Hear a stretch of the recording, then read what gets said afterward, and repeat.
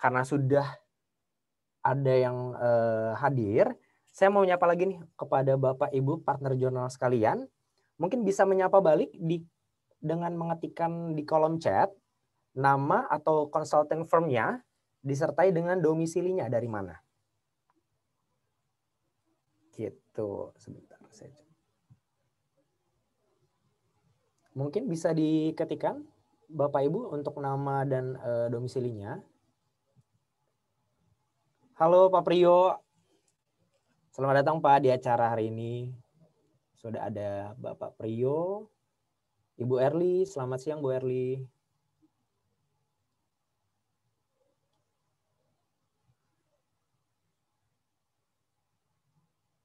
Siang Pak Iwan dari Sukabumi.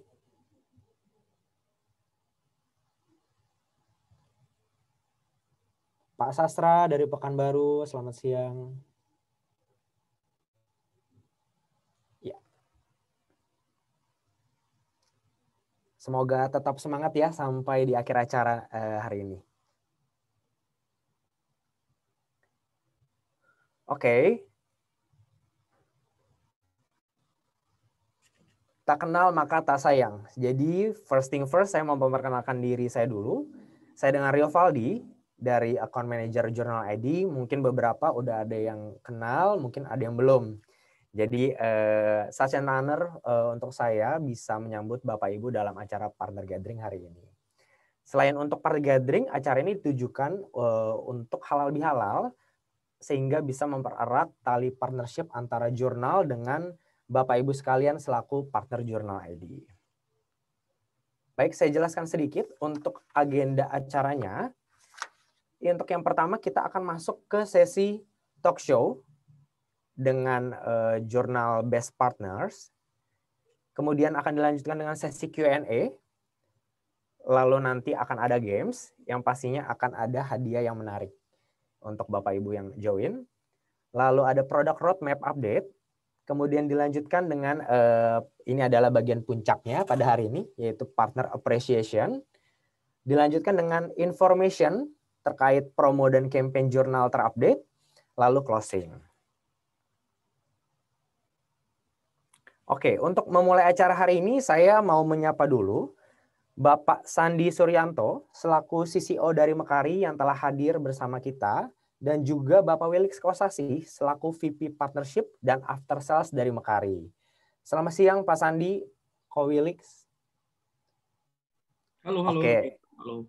Iya, siang Ko. Halo, halo. Dan acara ini akan dibuka dengan kata sambutan dari Bapak Sandi. Kepada Pak Sandi, waktunya saya persilakan Pak.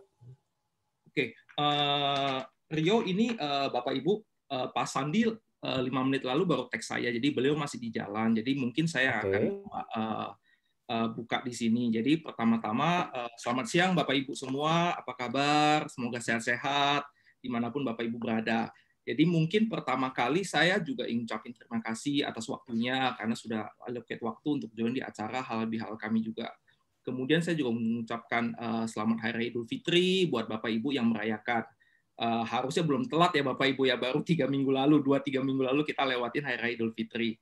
Jadi mungkin sebelum kita masuk ke acara Partner Gathering ini, mungkin saya mau sedikit flashback sedikit di tahun 2020. Kalau Bapak Ibu ingat, mungkin di bulan Maret, bulan April kita mulai masuk lah di masa pandemi ini.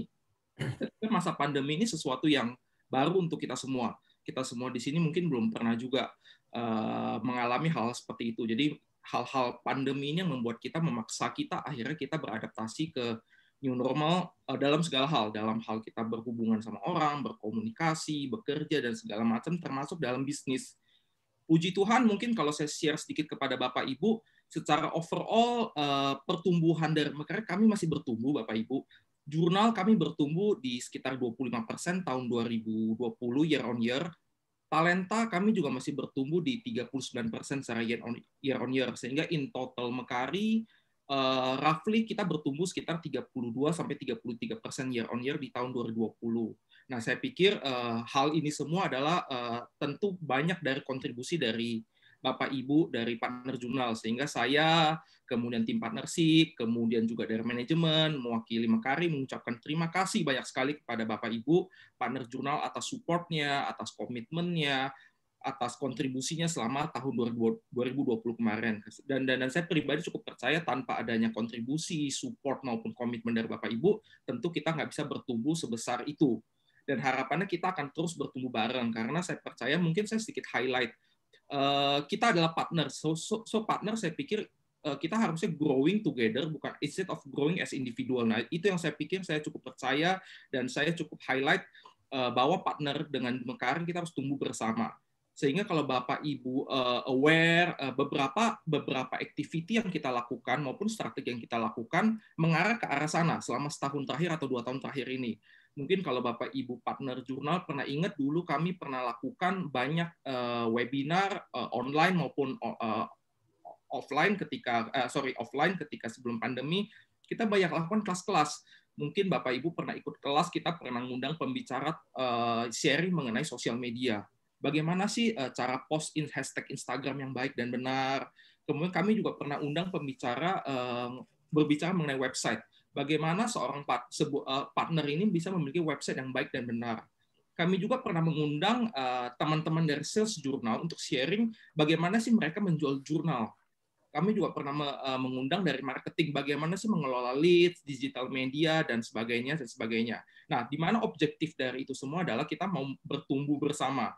Jadi untuk bertumbuh bersama, saya pikir kita tidak bisa hanya berbicara secara product knowledge itself aja jurnal, tapi kita harus berbicara banyak hal untuk bertumbuh itu, termasuk sosial media, digital media, marketing, sales, dan sebagainya.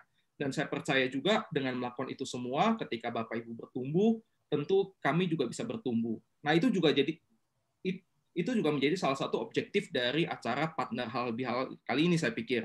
Jadi kalau Bapak Ibu lihat di agenda yang sudah di-share-kan saya Mas Rio, di sini ada Q&A. Di salah satu ada Q&A, itu maksud talk show. Di talk show topiknya cukup menarik, saya mungkin sedikit bocoran. Jadi talk show ini kita akan berbicara bagaimana kita mengundang dua partner terbaik dari jurnal, salah satu yang terbaik dari jurnal, berbicara how they manage their business during the pandemic. Saya pikir ini topik yang menarik. Jadi bisa sharing ke Bapak Ibu, gimana sih konsultan itu masih bisa bertumbuh, masih bisa manage their business di tengah pandemi. Saya pikir topik yang sangat menarik. Jadi Bapak Ibu feel free kalau ada pertanyaan, sharing, karena saya pikir secara bisnis mirip-mirip sehingga bisa sharing banyak di sini. Poin 4 juga saya pikir menarik, product roadmap. Jadi kami juga undang teman-teman dari produk untuk memberikan gambaran kepada Bapak Ibu, kira-kira 2021 ini jurnal mau ada pengembangan apa aja, feature-feature apa aja yang sudah dikembangkan, nah feature-feature apa aja yang akan upcoming. Dan itu juga bisa memberikan ke gambaran ke Bapak Ibu bagaimana jurnalnya akan bertumbuh ke depannya. Dan juga beberapa ada poin-poin seperti apresiasi kepada partner dan sebagainya. Nah, saya pikir itulah objektif dari acara hari ini, sehingga objektifnya bukan hanya kita menempatkan partner sebagai hanya reseller, saya pikir salah besar, tapi partner adalah benar-benar the real partner, bagaimana kita bisa bertumbuh bersama. Saya pikir itu aja dari saya, Bapak Ibu. Sekali lagi terima kasih atas kehadirannya, alokasi waktunya. Semoga sehat selalu dimanapun Bapak Ibu berada. Itu saja, Rio. Terima kasih. Terima kasih Ko Wilix untuk kata sambutannya. Oke, next-nya kita telah hadir juga bersama kita Bapak Bayu selaku Senior Product Owner dari Journal ID yang nantinya akan membawakan sesi Product Roadmap Update. Jadi nanti pastinya akan memberikan update-update seputar jurnal kepada Bapak Ibu partner sekalian. Nah, pada acara kali ini juga nanti Bapak Ibu bisa memberikan pertanyaan pada saat talk show. Nanti dengan drop questions di kolom Q&A, itu ada di bagian bawah layar. Nanti untuk pertanyaan akan kita tampung terlebih dahulu dan akan kita bahas pada saat sesi Q&A berlangsung. Gitu. Jadi next kita akan masuk ke sesi talk show yang akan dipandu langsung oleh Ko Wilix Kosasi dengan topik How Developing Business During the Pandemic. Nah, interesting sekali ya topiknya ya, karena relates dengan kondisi sekarang di mana pandemi memang belum berakhir. Gitu. Jadi oke, without any further ado, kepada Ko Wilix untuk waktu dan layarnya saya persilakan, Ko. Oke, thank you Rio. Kembali lagi Bapak Ibu sama saya. So, ya saya kali ini saya akan kurang lebih ya 30 sampai 45 menit ke depan kita akan duduk bareng berdiskusi pada dasarnya. Topiknya cukup menarik yang mungkin sebelumnya saya share ke Bapak Ibu. How developing business during the pandemic. Saya pikir ini cukup menarik sih. Saya masih ingat Mekari itu kita pertama kali WFH tahun lalu, tanggal 17 Maret 2020. Saya ingat betul, itu adalah hari pertama kita WFH. Hari ini tanggal 27 Mei ya, betul ya. So, jadi kita udah setahun dan 2 bulan WFH. Menarik sih, karena ada yang beberapa optimisme setelah setahun lebih ini, ada beberapa optimis tentang pandemi ini. Misalkan, kalau Bapak Ibu kita baca berita saat ini, sudah banyaklah vaksin yang sudah dilakukan oleh pemerintah. Saya sempat baca satu artikel cukup menarik. Ini artikel dari Kementerian Kesehatan. Di awal bulan Mei kemarin, itu sudah 13 juta orang yang sudah divaksin di Indonesia. Itu vaksin pertama. Vaksin kedua mungkin sekitar 8 juta. Dan target pemerintah sampai dengan bulan Juli, itu adalah 1 juta per hari. So, jadi saya pikir itu optimisme yang memang sangat yang perlu dibangun dari pemerintah untuk kita semua, dan kita cukup optimis untuk itu. Tapi di satu hal, kalau kita berbicara mengenai pandemi, saya pikir kalau Bapak Ibu kita lihat juga itu sesuatu uncertainty. Kalau kita lihat berita misalkan di India, di Malaysia yang angka COVID yang meningkat sekali, sesuatu uncertainty, ada kekhawatiran bagaimana dengan misalkan tsunami ataupun dari batch kedua dari pandemi ini. Nah, itu uncertainty dari pandemi ini. Nah, telah hadir sama saya ada 2 orang. Yang pertama adalah Bu Erli Sali. Beliau adalah CEO dari Erli Sali Online Accounting Tax Consultant. Bu Erli, apa kabar Bu Erli? Sehat? Sehat, baik kok Eli. Bu Erli ini adalah narasumber saya 2 tahun lalu, betul ya Bu ya? Iya, 2019 kita adakan partner gathering di Ayana, dan Bu Erli ini adalah best partner di 2018, betul ya Bu Erli ya? Iya, betul. Dan Bu Erli ini partner yang loyal sama kita. Bu Erli bergabung sama jurnal per kapan Bu Erli? 2000, saya lupa berapa ya, 2016, 2017 ya? Iya, 16-17 ya. Ya, dan Bu Erli termasuk yang setia sih Bu Erli. Betul ya Bu ya? Harus begitu kayaknya. Gitu ya. Wah, Bu Erli bisa kayak ini ya, Sandi Sandoro Bu, tak pernah padam Bu sama jurnal ya Bu ya? Iya, sepertinya sih begitu dan selamanya kayaknya. Oke, nah hadir juga sama saya ada Pak Bagus. Selamat siang Pak Bagus. Selamat siang Pak Willy. Apa kabar Pak Bagus? Sehat-sehat? Baik, salam sehat. Sehat-sehat ya. Nah, Pak Bagus ini adalah CEO dari IBS Consulting. Jadi kalau ada yang tanya IBS itu kepanjangan dari mana, kalau saya salah atau dikoreksi Pak Bagus, ini dari nama panjang Pak Bagus ya? Ida Bayu Swatmaya, betul ya Pak ya? Oh, bukan Pak. Ini bukan. Sebenarnya ya kalau di sebenarnya dulu IBS itu adalah Innovative Business Solution sih. Oke. Ya, jadi kalau disandingkan dengan nama saya kebetulan aja itu. Gitu ya. Dan Pak Bagus posisi di Lombok atau di Bali saat ini? Saat ini di Bali. Di Bali ya. Jadi kalau Pak Bagus tuh pakai virtual background ya itu ya? Enggak. Kan, ya? Ini lagi di kantor nih. Oh, saya pikir virtual background kalau dihilangin belakangnya pantai Pak Bagus itu. Oke, Pak Bagus, Pak Erli, mungkin sesuai dengan topik kita talk show siang kali ini lah, how developing business during the pandemic. Mungkin saya akan mulai dengan very simple question. How's the business? Bagaimana bisnis 2020 sampai 2021 ini? Mungkin dari ladies first lah, Bu Erli. Nah, kita kan tahu ya, 2020 itu pandemi. Dan kayaknya sih semua orang pastinya di bulan Maret ya, terutama kayaknya semua orang kaget ya. Termasuk saya. Jadi waktu itu imbas. Kita tiba-tiba cut beberapa klien. Jujur ya, ada klien terbesar. Waduh, saya bilang, ini sih tetap berpikir positif ya. Berpikir positif, kita jalanin, kita tetap mencoba untuk tetap ekspansi, walaupun ada yang cut. Nah, gimana juga kita tetap proses ekspansi, ya syukurlah di tahun ini pun ya bertahan dan tetap ekspansi sih, intinya seperti itu sih. Oke. Jadi sempat cut beberapa klien, tapi seiring berjalan waktu sudah mulai ekspansi lagi ya, Bu Erli ya? Iya, iya. Oke. Walaupun mungkin kalau saya sedikit bercerita gitu, mungkin tentang anggap aja kesulitannya ya.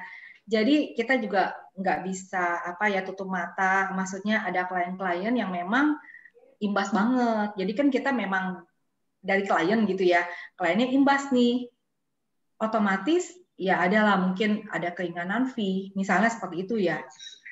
Mungkin ada yang ya tutup juga, ada yang minta banyak keringanan lah, intinya seperti itulah.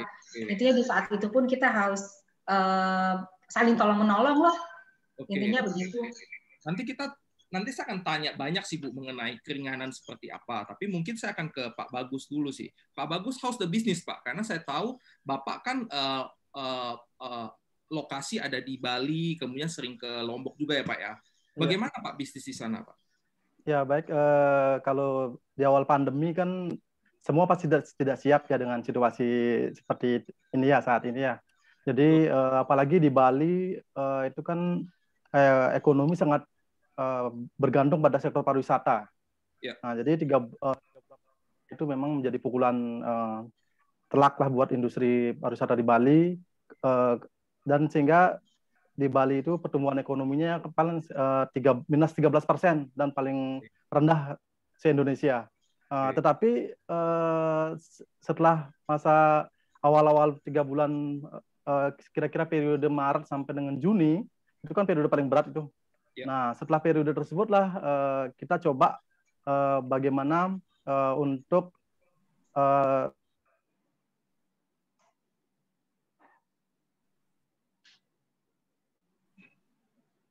Halo, Pak Bagus.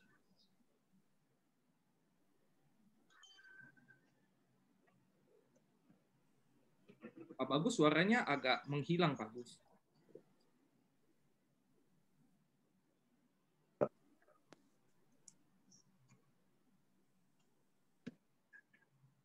Oke, nanti saya akan balik lagi ke Pak Bagus yang mengenai industri di Bali sih, karena cukup menarik sih. Saya sempat lihat di beberapa laporan dari misalkan yang dikeluarkan dari Kompas nih, ya memang salah satu provinsi yang terdampak itu adalah Bali.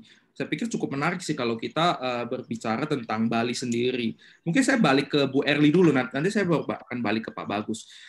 Bu Erli kan cerita tadi sempat terminate lah, sempat cut beberapa klien, kemudian saat ini mulai ekspansi. Bu Erli boleh cerita nggak ya Bu ya, kira-kira mapping industri klien dari Bu Erli seperti apa? Kira-kira apa yang apa yang masih bisa berkembang, dan apa yang memang paling terdampak?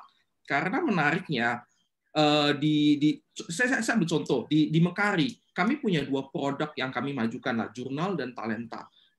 Di talenta itu, industri yang paling berdampak bagi kami itu adalah F&B dan manufacturing.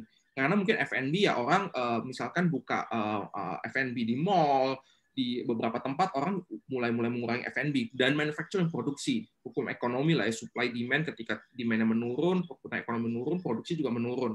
Dan juga kalau di jurnal yang paling berdampak itu juga satu F&B, 2 adalah retail industry. Nah, saya nggak tahu bagaimana dari klien dari Bu Erli.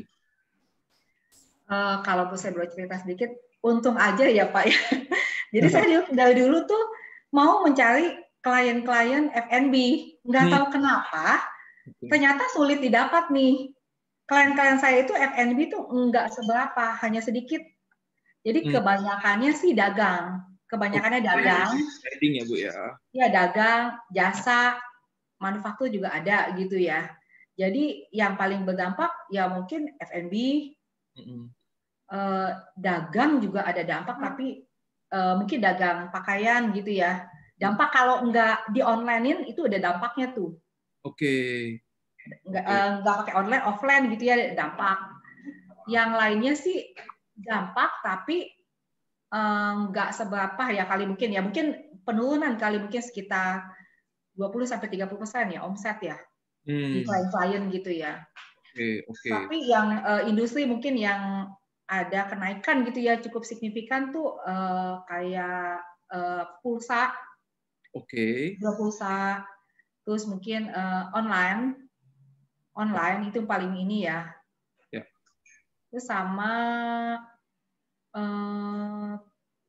saya rasa itu kali ya, udah berkisar itu aja kali yang kebutuhan pokok ya. Oke. Kebutuhan pokok misalnya seperti jual baut, itu kan pokok ya. Atau industri sembako, nggak kena imbas. Atau jual AC, itu juga semakin berkembang tuh, jual AC. Itu mungkin banyak yang di rumah butuh AC, Bu. Nah itu iya, AC jadi AC-nya semakin laku. Itu sih kalau dari saya ya. Itu ya. Jadi Bu Erli memang dari awal memang tidak main di industri, sedikit lah bermain di industri F&B, betul ya Bu ya? Tadinya tuh saya dari kemarin tuh dari awal-awalnya tuh mau banget gitu ya, sampai kita mau ada seminar, tapi nggak tahu kenapa yang jenisnya F&B itu susah didapat. Hanya sedikit yang masuk. Jadi saya pikir, oh ini ada maknanya ceritanya nih buat saya ya. Ternyata ini jawabannya. Dan kalau saya catat yang berkembang itu berarti saat ini lebih banyak industri di tempat Bu Erli ya, kebutuhan betul ya Bu ya? Iya. Dan retail juga ya? Retail, dagang, jasa, kontraktor. Oh, kontraktor juga mulai berkembang ya? Iya. Oke. Wilix. Ya, saya mohon maaf tadi ada sedikit gangguan. Oke, Pak Bagus, nggak apa-apa, Pak Bagus. Saya kembali ke Pak Bagus ya, Pak ya. Gimana Pak bisnis dari di Bali maupun Lombok itu sendiri, Pak? Ya, seperti saya jelaskan tadi ya, tadi mungkin terputus.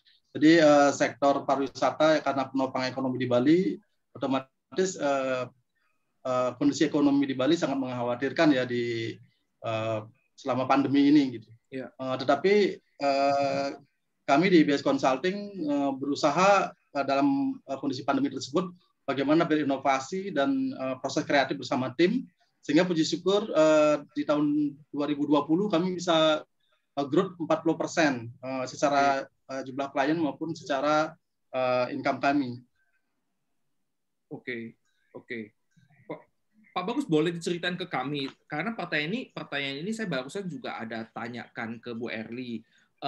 Industri dari klien Pak Bagus seperti apa Pak? Karena COVID ini kan memang Corona ini memang impact ke banyak industri, tapi memang tidak semua industri terdampak.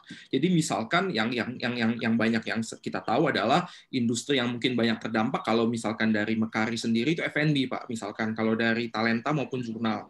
Kemudian kalau talenta itu yang terdampak itu misalkan ada di manufacturing juga. Di jurnal kami juga terdampak di retail. Tapi gimana mapping dari industri Pak Bagus sendiri?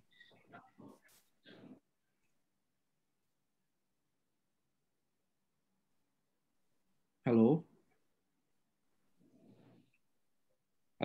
Pak Bagus. Ya, baik Pak. Ini koneksinya hari ini agak kurang bagus. Jadi untuk sektor-sektor kalau kami mapping ya klien-klien kami yang bertumbuh di selama pandemi ini adalah satu sektor pertanian. Jadi komoditas ya, klien-klien yang bisnis komoditas itu tumbuh malah di musim pandemi ini. Kemudian juga peternakan di klien-klien kami tumbuh. Kalau sektor retail itu mereka tekanannya tidak terlalu besar sehingga mereka tetap survive untuk yang retail. Nah, yang sektor usaha yang sangat berdampak di klien kami adalah sudah pasti di sektor pariwisata. Jadi menyangkut industri pariwisata ya, itu hotel, travel, kemudian restoran. Jadi itu yang dampaknya luar biasa di klien kami. Sehingga kami pun seperti Bu Erli tadi ada strategi khusus terhadap klien-klien yang di pariwisata tadi.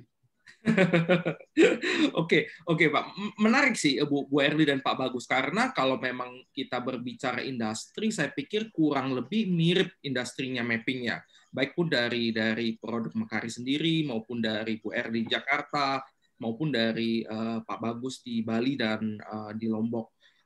Sebenarnya menariknya adalah ketika industri itu terdampak, sebenarnya ada strategi khusus nggak sih dari Bu Erli maupun Pak Bagus untuk bisa retain industri tersebut? Karena ketika industri tersebut terdampak, mungkin yang dipikirin dari owner adalah gimana saya bayar gaji karyawan, gimana saya bisa bayar operasional saya, gimana saya bisa bayar tagihan-tagihan kantor saya, sehingga jasa konsultan mungkin itu sudah jadi urutan keberapa. Nah, ada strategi khusus nggak dari Bu Erli, Pak Bagus, gimana how to retain customer yang dari industri terdampak? Mungkin dari Bu Erli dulu, silakan Bu. Saya sih memang sih ngalamin juga sih yang tadi saya katakan di awal tuh ada klien yang minta keringanan fee. Nah ini kan yang saya bilang semua juga terdampak ya, dan saling pengertian. Jadi kita misalnya memberikan keringanan mungkin 50% gitu kan, saya pikir ya mau nggak mau gitu ya, daripada memang kliennya cut. Kan kalau misalnya udah pulih juga ya, saya rasa balik ke angka awal gitu ya. Saya rasa mungkin diperlukan tolong menolong aja sih saat ini ya. Oke. Jadi lebih ke hanya diskusi mengenai dari biaya saja ya Bu ya. Apakah ada strategi lain Bu? Mungkin ada action plan yang dilakukan oleh Bu Erli dan tim untuk bisa mempertahankan dari klien-klien tersebut. Saat ini sih mungkin kita juga berbagi cerita gitu gimana gitu ya. Kalau apa yang pengetahuan yang mungkin yang saya tahu, saya juga belajar dari pengalaman klien-klien yang ada, ya bisa saya share juga gitu ke mereka gitu. Artinya sih ya sekarang gimana caranya saya mungkin berbagi sama klien-klien tuh gimana caranya tetap positive thinking. Ini akan jalan lebih baik, jangan khawatir gitu. Jadi ibaratnya tetap lakukan ekspansi, tetap kreatif. Karena itu sangat dibutuhin dan adjust ini masa pandemi, adjust bukan masa lama lagi gitu ya, dan kita nggak tahu kapan itu berakhir. Oke. Dari Pak Bagus gimana Pak? Ya baik, kalau dari kami di EBS Consulting dengan kondisi klien khususnya yang kita sebutkan tadi ya 25% yang terdampak. Jadi kita berempati terhadap mereka. Yang pertama adalah bagaimana kondisi mereka kan. Jangankan bayar karyawan, kami tidak berharap dibayar di kondisi tersebut. Jadi sama seperti Mbak Eri tadi, kami adalah memahami dengan kondisi klien tersebut dengan cara yang pertama kami tetap menjaga hubungan baik dengan klien meskipun pada posisi mereka sulit. Jadi kita berpartner bukan saat mereka istilahnya kondisi bagus ya, dalam kondisi terpuruk pun kita tetap istilahnya bergandeng bersama mereka gitu. Jadi saya memberikan beberapa alternatif ke mereka, jangan berhenti berpartner kalau memang belum pada ada budget dan sebagainya. Yuk, kapan ada budgetnya, jadi kita tetap support. Itu yang pertama. Yang kedua, kita juga ada proses kreatif dengan mereka juga, kita selalu sharing dengan mereka di mana sih kita biasanya sharing dengan mereka adalah kita kasih contoh. Misalnya klien saya yang lain bisa survive dengan sektor yang sama, kita sharing ke mereka, ini loh ada klien saya yang bisa tumbuh dengan sektor yang lagi susah sama pandemi ini, gimana caranya? Nah, kita biasanya kasih studi kasus dan juga kita biasanya ajak mereka dalam hal-hal webinar. Webinar IBS kan sering mengadakan webinar. Nah, kami ajak di sana untuk melihat perspektif yang lain daripada pandemi ini. Mungkin jangan melulu lihat sektor pariwisata, lihat sektor yang lain untuk diversifikasi peluang di masa depan gitu. Itu sih Pak Billy yang kami lakukan. Jadi kuncinya adalah gimana klien-klien tersebut tetap kita dampingi, betul ya Bapak Ibu ya. Jadi bukan hanya kita hanya melihat dari apakah mereka masih bisa bayar atau tidak, tapi bagaimana kita tetap bisa dampingi mereka di saat kondisi seperti ini dengan harapan ketika kondisi ini bisa kembali baik sehingga masih bisa bertumbuh bersama. Kurang lebih seperti itu ya Bapak Ibu ya. Iya. Dan pertanyaan berikutnya sebenarnya agak relate dengan yang saya tanya barusan. Kalau saya tanya barusan adalah bagaimana kita meretain klien-klien yang sudah menjadi klien Bapak Ibu. Nah, tapi sebenarnya menariknya adalah kalau tadi Bu Erli pakai bahasa Bu Erli ekspansi, bagaimana sih cara kita masih bisa expand di situasi kayak gini? Karena mungkin kalau yang tadi yang tantangan dihadapi mungkin sama antara klien existing maupun yang bukan klien kita sama. Bagaimana cara mereka lebih mikirin bagaimana cara bayar karyawan, operasional kantor. Nah, bagaimana kita bisa meyakinkan mereka, yuk pakai jasa saya yuk untuk saat ini. Nah, cara meyakinkannya gimana dari Bu Erli dan Pak Agus saat ini? Khususnya untuk klien-klien baru, gimana untuk masih bisa mendapatkan klien di situasi saat ini? Kalau dari saya sih tetap jalin kerjasama ya, kerjasama mungkin dari virtual office, kerjasama dengan orang lain. Jadi secara ini ada marketing juga ya, maksudnya kerjasama. Kalau untuk selain kerjasama juga saya ada digital marketing kita juga jalan dan pengembangan SDM kita. Jadi intinya sih bisnis consulting ini tetap kepada kalau kita kerja dengan baik, pasti otomatis itu dari klien tuh klien juga sih akan referensi ya. Itu kita alami juga. Karena mulut ke mulut lah ya Bu ya, services ini. Iya. Services ini agak menarik sih karena sebelum saya join di Mekaari, kebetulan saya juga pernah di perusahaan konsultan. Dan memang konsultan itu menariknya dijual adalah trust dan service. Jadi once service kita bermasalah dan kita nggak di-trust sama klien, itu mulut ke mulut cepat tuh nyebarnya. Ya, sehingga saya pikir itu yang perlu kita ini sih jaga sih. Nah, betul ya Bu ya. Dari Pak Bagus gimana Pak? Bagaimana Pak Bagus masih bisa mendapatkan klien baru di situasi saat seperti ini Pak Bagus? Nah, ini Pak Wilix mungkin sebelum menjawab pertanyaannya Pak Wilix, saya sampaikan juga terlebih dahulu ya. Jadi konsultan pajak itu agak unik. Kita ini dilarang berpromosi karena terkait dengan kode etik.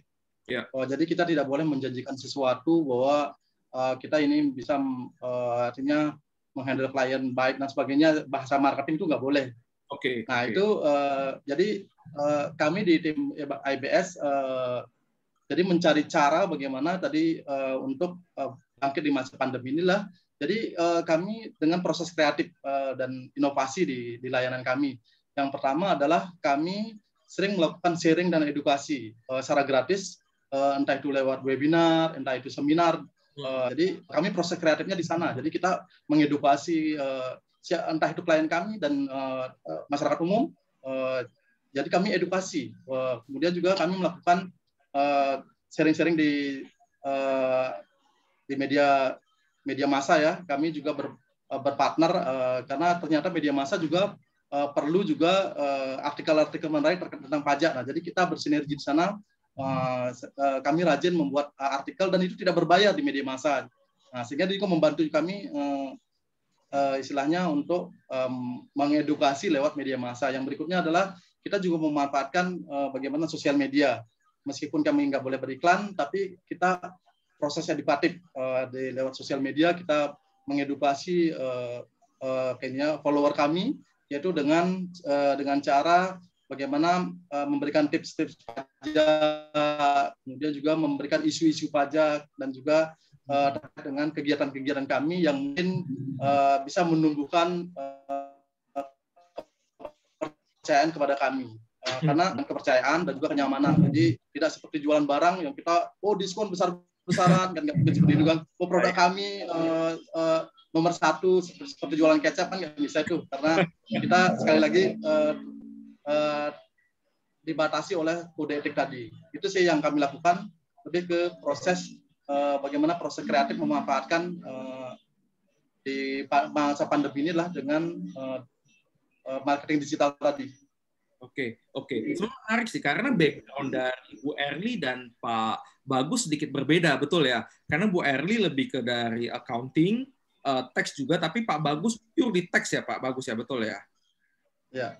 Oke, sehingga cara untuk kita quote unquote menjualnya pun sedikit berbeda. Kalau Bu Erli yang saya catat adalah lebih banyak berpartner dengan misalkan virtual office, mungkin mengadakan event bersama, betul ya Bu ya, sehingga bisa sharing tips, kemudian dengan digital office, kemudian juga pengembangan SDM, sehingga bisa ada sinergi antara mungkin lebih ke B2B, ada event bersama, kemudian sharing leads, dan dari sana akan mendapatkan potensi leads. Tapi kalau dari Pak Bagus sendiri, benarnya konsultan pajak itu tidak boleh mempromosikan, betul ya Pak Bagus ya? Sehingga yang dilakukan adalah melalui cara edukatif. Jadi lebih ke gimana kreatif menulis di surat kabar, informasi-informasi, apalagi kemarin bulan Maret, bulan April lagi masa-masa pajak, itu banyak banget informasi. Saya ikutin sosial medianya Pak Bagus, Dan saya akui Pak Bagus cukup aktif sekali post sosial media tentang edukatif. Jadi saya sering baca-baca juga informasi-informasi edukatif dari Pak Bagus ya. Menariknya di sana sih. Nah berikutnya adalah mungkin yang saya mau gali dari Pak Bagus sama Bu Erly adalah pandemi ini merubah shifting model kita lah, merubah cara kerja kita. Di mana kalau dulu kita misalkan, saya ingat banget saya ketemu Bu Erly, mungkin Bu Erly dulu cerita sama saya sehari bisa 4-5 keliling Jakarta dulu. Jadi dulu kita ketemu di Neo, Bu Erly habis kemana? Oh saya harus ke Jakarta Selatan, Jakarta Barat, Jakarta Timur, Tangerang. Nah itu di jalan Bu Erly semua. Mungkin juga Pak Bagus melakukan hal sama. Nah bagaimana dengan shifting model saat ini, di mana saat ini pertemuan sudah lebih banyak online, kemudian dan juga kita juga menyampaikan services berjualan juga lebih banyak online. Nah, bagaimana sih Bu Erly dan Pak Bagus menyikapi ini? Dan ada nggak sih strategi khusus dari Bu Erly, Pak Bagus untuk melakukan hal seperti ini? Karena yang saya tahu, yang kita tahu, yang kita jual adalah services. Nah, bagaimana meyakinkan ke calon klien kita mengenai produk kita dan dengan melakukan shifting model yang baru ini sih. Dari Bu Erly bagaimana Bu Erly? Iya sih, pemilik kita sih ngalamin ya. Misalnya dulu 4-5 klien sampai saya bilang ini sih buang waktu di jalan nih kayaknya nih. Tapi sih kita tetap bisa ngambil hikmah positif sih dengan adanya pandemi ini kan kita baru tahu ya. Ini tuh bisa online, Zoom meeting gitu ya. Nggak semuanya harus datang. Tapi kalau saya ambil mungkin kesimpulannya tetap kalau marketing itu nggak bisa dengan online.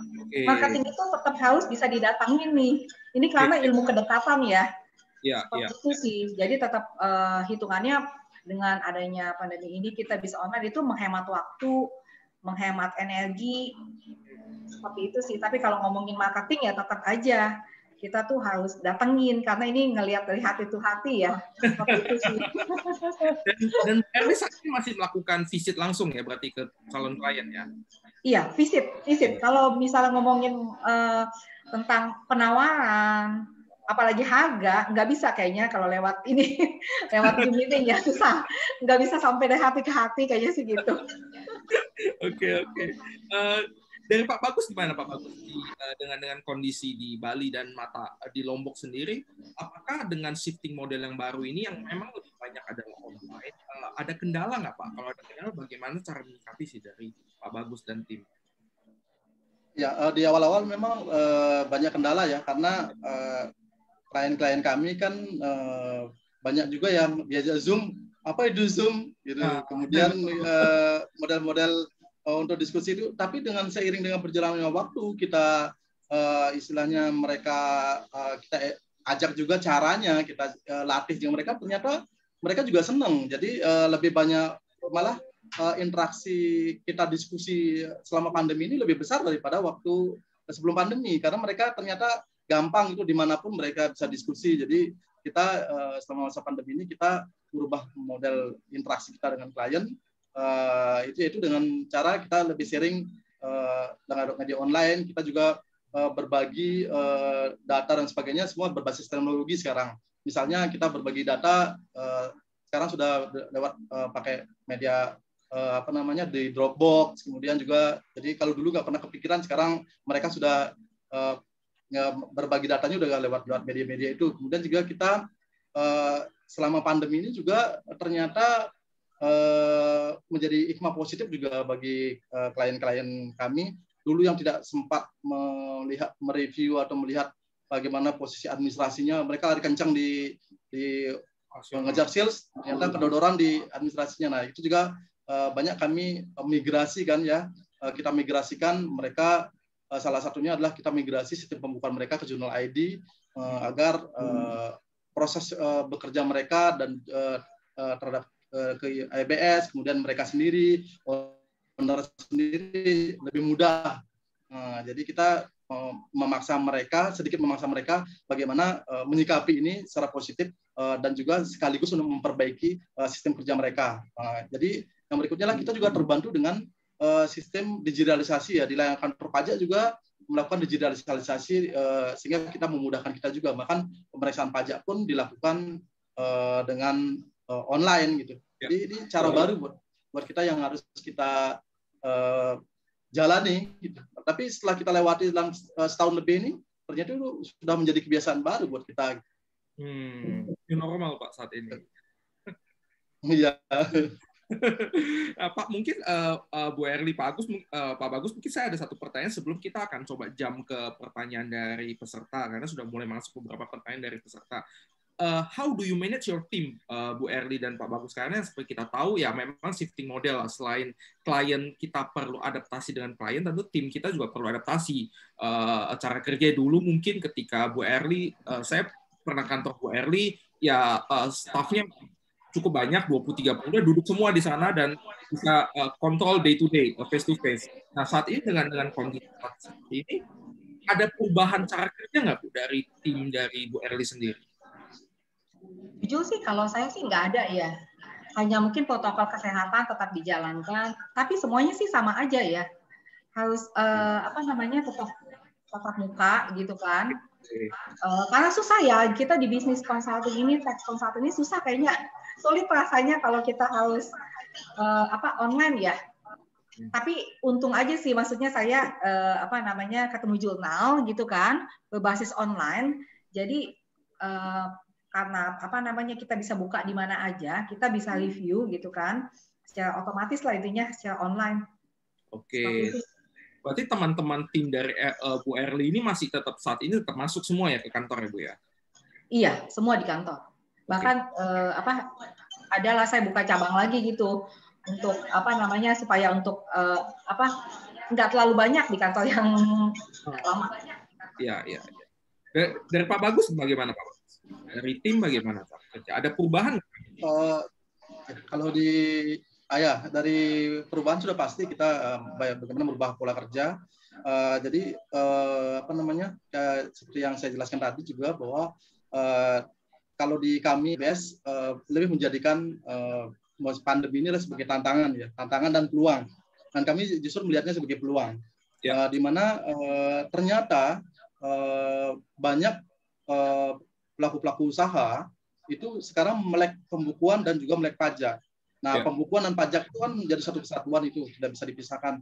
Nah, itu jadi kami melihat peluang itu yang pertama adalah bagaimana mengedukasi mereka, yang kedua adalah bagaimana mengarahkan mereka untuk beralih ke online. Salah satunya yaitu kembali lagi dengan bagaimana migrasi sistem mereka ke Jurnal ID, sehingga pola kerja kami di sini berubah, juga di sisi klien juga berubah. Jadi kita tidak hanya berubah di kantor kami saja, tapi klien juga. Karena dulu misalnya dia harus ngirim dokumen ke kami lewat pos dan kita harus input misalnya, dan kita sekarang udah edukasi mereka by sistem, sehingga mereka juga bisa mereview bisnis mereka sendiri ya, tidak harus menunggu dari IBS.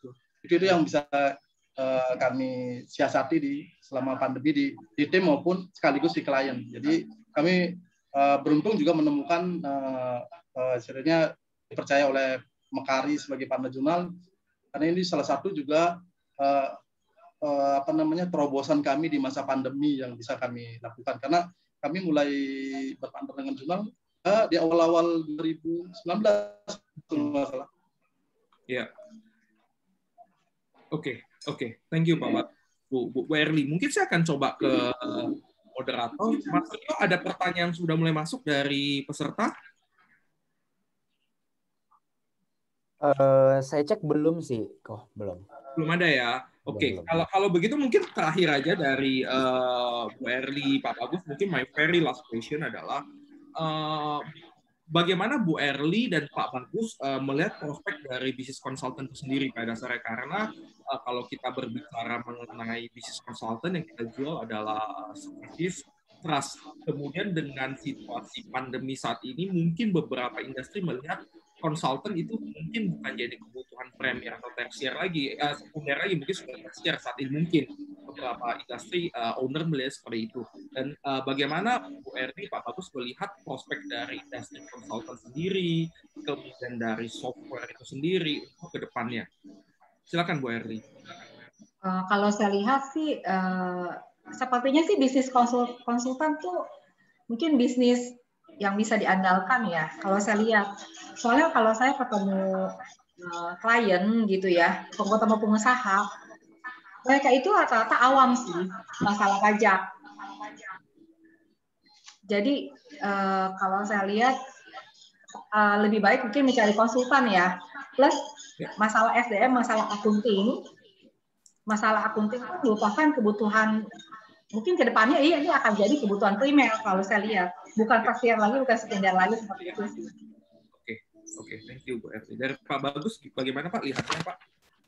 Oh, kalau menurut kami bisnis konsultan pajak ini sangat menjanjikan, sama seperti Bu Erli tadi ya, di mana kalau kita analisa data ya, Pak Wilik ya, bahwa rasio konsultan pajak di Indonesia itu masih sangat jauh, Pak Wilik. Jadi jumlah wajib pajak di Indonesia itu 19 juta.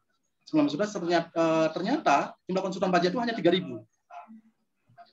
Jadi rasionya masih sangat kecil, makanya sekarang kan ada percepatan dari Menteri Keuangan, yaitu untuk bagaimana mencetak konsultan pajak yang lebih cepat untuk mengimbangi rasio tersebut. Itu yang pertama. Yang kedua adalah dalam porsur APBN kita, penerimaan pajak itu rasionya sekarang sudah 82%.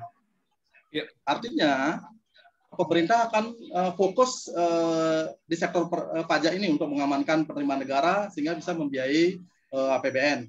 Nah, apa yang terjadi sudah bisa dibayangkan kan, pemerintah pasti akan bagaimana mensiasati tersebut, penerimaan tersebut agar tercapai. Nah, ini di satu sisi di wajib pajak juga itu akan menjadi suatu semacam warning ya, bagaimana untuk selalu memperbaiki dari mananya manajemen pajaknya. Nah, karena Indonesia kan masih menerapkan self assessment, di mana wajib pajak diberikan keleluasaan untuk melaksanakan kewajiban pajaknya sendiri, menghitung sendiri, melaporkan sendiri dan membayar sendiri. Nah, itulah peran konsultan pajak ada di intermediari antara DJP dan wajib pajak. Jadi kalau menurut saya peluangnya masih sangat besar. Namun konsultan pajak juga harus banyak beradaptasi dengan keadaan saat ini. Jadi harus mengarah ke digitalisasi. Kita harus mengikuti juga update terkait dengan teknologi informasi. Itu yang pertama. Yang kedua juga kita harus melakukan diversifikasi juga. Ya, jadi bisnis konsultan pajak tidak melulu harus konsultan pajak. Salah satunya ya gimana caranya mengedukasi wajib klien-klien kita untuk migrasi sistem. Jadi kita mengarah ke sistem akuntansi dan sebagainya. Itu salah satu juga untuk menopang bisnis kita bisa survive di masa pandemi ini. Itu kira-kira Pak. Oke. Thank you banget Bu Erli, Pak Bagus, sharing-sharingnya. Saya pikir banyak insight yang bisa saya pribadi saya dapatkan, dan saya yakin teman-teman partisipan juga bisa dapatkan sih. Kalau saya coba sedikit wrap up dari diskusi kita 30-45 menit ini, saya pikir pandemi adalah sesuatu hal yang memang kita nggak bisa lewati lagi. Semuanya kita akan hadapi. Tapi dari situasi pandemi ini, saya pikir selain ada aspek negatifnya, tentu kita lihatnya dari sisi positifnya. Positif itu ya bagaimana kita survive dan kita adaptasi. Karena saya pikir kalau tidak ada situasi pandemi ini, tidak banyak inovasi yang kita lakukan. Misalkan saat ini, contoh yang saya catat adalah misalkan Pak Bagus saat ini banyak sekali kreativitas yang dilakukan di situasi pandemi seperti ini. Menulis di surat kabar, sosial media mulai digiatkan, kemudian dari Bu Erli pun saat ini berpartner dengan virtual office dan segala macam. Saya pikir itu inovasi-inovasi, hal-hal positif yang membuat kita terus berinovasi. Pandemi ini memaksa kita untuk terus berinovasi dan kita terus bertumbuh. Dan saya pikir good side-nya adalah dari pandemi ini kita harus melihat tidak boleh dari sisi yang saya bilang negatif itu, tapi dari sisi positifnya. Memang ada industri yang berimpact, di mana industri ini kita harus manage. Yang tadi Bu Erli sama Pak Bagus super share adalah ketika klien kita down, yang harus dilakukan kita dampingi, bukan kita tinggali. Karena bisnis itu kadang bisa di atas, kadang bisa di bawah ya, Pak Bagus, Bu Erli ya. Sehingga ketika kita dampingi di bawah, betul ya Pak ya, sehingga kita dampingi di bawah, kita akan bisa sama-sama tumbuh bersama dengan klien tersebut. Kemudian ada some industri yang memang grow juga di tengah pandemi ini, seperti misalkan di Bali tadi pertanian, peternakan, kemudian di tempatnya Bu Erli ada retail. Nah, industrinya harus kita ambil. Nah, ambilnya ini bukan hanya kita ambil seperti dengan cara lama, tapi pandemi ini memaksa kita bagaimana kita kreatif, kita bisa ambil peluang dari industri yang berkembang. Jadi saya pikir itu saja talk show kita siang hari ini. Terima kasih sekali lagi Pak Bagus, Bu Erli, sehat-sehat. Terima kasih untuk waktunya. Saya kembalikan ke Rio ya. Oke, terima kasih banyak Kak Wilix. Terima kasih juga kepada Bu Erli dan Pak Bagus untuk sesi talk show-nya. Jujur saya belajar banyak banget nih dari Bu Erli dan Pak Bagus. Gitu. Dan juga semoga informasi yang tadi disampaikan juga bisa menginspirasi untuk partner-partner jurnal hari ini. Oke, next kita akan masuk ke kolom Q&A. Sebentar. Kita mulai dari yang paling atas dulu ya. Ada pertanyaan dari Pak Sastra Wijaya. Ini ditujukan ke Bu Erli nih. Apakah tips Ibu Erli untuk bisa meyakinkan klien untuk menggunakan Journal ID? Mungkin bisa langsung dijawab, Bu Erli. Kalau program akunting jurnal itu kan simple ya. Saya yakinnya gini, Bu, program akunting itu atau Pak, jurnal akunting itu adalah simple. Kita nggak mau cari program yang susah. Karena ketika SDM-nya ada resign, itu susah untuk ngajarin. Terus yang kedua, jurnal itu sendiri online, berbasis online. Nah, seperti yang kita ketahui, terbukti program akunting online inilah yang saat ini sedang dicari orang ya. Karena memudahkan kita. Jadi nggak usah visit, nggak usah terlalu visit, tapi kita tinggal lihat aja dimanapun kita berada. Nah, ini sangat membantu banget untuk kita gitu. Jadi klien mau gitu, bukan nggak usah yang susah, tapi yang simpel-simpel aja program akunting yang mudah dipelajarin. Seperti itu sih. Oke, jadi singkatnya bisa diakses juga secara real time dari manapun ya Bu ya. Jadi memudahkan sekali untuk penggunaannya. Oke, baik. Semoga sudah menjawab ya Pak Sastra untuk pertanyaannya. Nah, kemudian untuk next-nya dari Pak Ferry. Ini untuk Bu Erli lagi nih. Jadi pertanyaannya kepada Bu Erli, kalau boleh tahu kira-kira berapa range untuk biaya digital marketing per bulannya? Nah, boleh dijawab Bu Erli nih untuk pertanyaannya. Kalau mungkin digital kisaran aja gitu Bu, range-nya. Nggak usah exactly-nya berapa, kisarannya aja mungkin. Mungkin 5 sampai 7 juta ya. 5 sampai 7 juta sih. Mungkin disesuaikan juga kali ya. Disesuaikan juga lah intinya sih, disesuaikan juga lah intinya. Tapi kalau saya lihat, kalau kita mungkin bicara tentang bisnis konsultan itu sendiri, tetap yang menjadi klien berasal dari mulut ke mulut referensi. Oh, tetap mulut ke mulut berarti ya, Bu? Iya, hanya ini sih hanya untuk eksis aja saya rasa ya. Oke. Eksis aja. Siap-siap mempertahankan eksistensi ya, berarti. Iya. Oke. Baik, terima kasih Pak Ferry atas pertanyaannya. Oke, next dari pertanyaan dari Bapak Igusti Ketetwira Widiana. Oke, izin bertanya untuk jurnal, apakah Journal ID bisa mendevelop aplikasi berbasis desktop yang semi online mengingat perlu juga tetap bertransaksi ketika jaringan internet sedang trouble? Oke, saya mungkin membantu menjawab ya Rio ya, boleh? Oke, boleh silakan Coach Chandra. Oke, thank you buat pertanyaannya Pak Wira. Jadi kalau di sini kan ditanyakan apakah Journal ID bisa nggak sih develop aplikasi berbasis desktop yang semi online? Karena mungkin ada kebutuhan nih transaksi yang biasanya jaringan internetnya jelek atau bagaimana. Nah, untuk menjawab ini mungkin saat ini Pak, Jurnal belum mendevelop aplikasi berbasis desktop ya, atau ya meskipun desktop kan bisa offline ataupun offline, tapi memang semuanya berupa web app, jadi tidak ada aplikasi yang diinstal. Namun bila seandainya Pak Wira, kalau saya tahu juga ada mendevelop beberapa aplikasi. Kalau misalnya Pak Wira mau mendevelop aplikasi tertentu untuk misalnya yang bisa dikonekkan ke dalam jurnal melalui Open API-nya jurnal, nah itu bisa dilakukan Pak, seperti itu. Tapi untuk saat ini jurnal tidak mendevelop aplikasi berbasis desktop, seperti itu. Oke, itu aja Rio. Oke, semoga terjawab ya Pak Wira ya untuk pertanyaannya. Terima kasih Coach Chandra. Oke, questionnya dari audiens mungkin sudah, sebentar saya cek dulu. Oke, sudah tidak ada. Mungkin ini dari pertanyaan yang sudah kita siapkan aja ya. Kepada Bapak Bagus dan juga Bu Erli nih untuk kedua-duanya. Jadi karena memang Bu Erli dan Pak Bagus kan untuk handle-nya itu domisili daerahnya berbeda. Bu Erli di daerah Tangerang dan Pak Bagus di Bali ya. Nah, yang mau ditanyakan how to win client atau memasarkan produk jika dilihat dari karakter geografis masing-masing.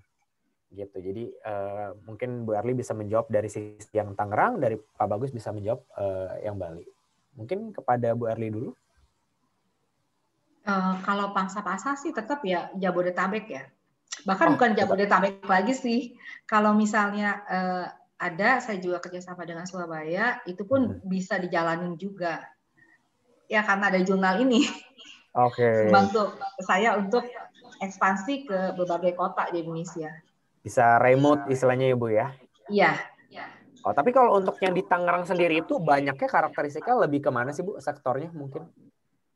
Dagang. Oke. Dagang ya, saya rasa dagang kebanyakan ya. Oh, dagang ya berarti ya? Dagang dan jasa ya. Jasa. Oke, baik Bu. Kalau dari Pak Bagus sendiri Pak, bagaimana Pak? Untuk karakteristik di sana. Karena kan jujur aja kalau klien saya kan terkait dengan geografis ya dari NTB dan Tenggara Timur. Nah, jadi kami di IBS untuk menghandle klien. Jadi sebelum mereka jadi klien kita edukasi dulu. Kalau mau jadi klien kami sebaiknya sudah migrasi sistem dulu sehingga memudahkan kami handle ya. Jadi tidak terbatas oleh jarak geografis. Jadi kita bisa saling monitor pekerjaan kita. Saya di Bali atau di Lombok, mereka entah di Sumba, entah di Flores, entah di Kupang, atau entah di mana gitu. Oke. Kalau sektor-sektor yang untuk migrasi sistem ini memang yang banyak itu adalah permintaan di sektor konstruksi, kemudian juga di perdagangan. Karena kan perdagangan ini perlu inventory, kemudian juga cash management, dan juga manage transaksi yang itu banyak ya. Sehingga mayoritas klien kami yang menggunakan jurnal ini adalah di sektor perdagangan. Oke, berarti kalau saya simpulkan tidak baik Bu Erli maupun Pak Bagus berarti tidak terbatas dari geografis ya. Jadi memang bisa dari mana aja. Gitu. Oke. Bisa. Mungkin tantangannya adalah masalah harga saja kalau menurut kami. Oke, baik. Baik, cukup terjawab sih. Terima kasih. Untuk next question-nya mungkin ada lagi kepada Bu Erli dan juga Pak Bagus. Apakah ada mungkin strategi yang di-prepare apabila setelah pandemi ini berakhir? Jadi mungkin kemarin sebelum pandemi sistem pekerjaannya seperti ini dan kemudian setelah pandemi kan pasti ada perubahan. Nah, next-nya setelah pandemi berakhir mungkin tetap dipertahankan seperti ini aja atau mungkin balik ke seperti kondisi normal sebelumnya atau bagaimana? Mungkin udah ada persiapan? Kalau dari saya sih tetap seperti biasa ya.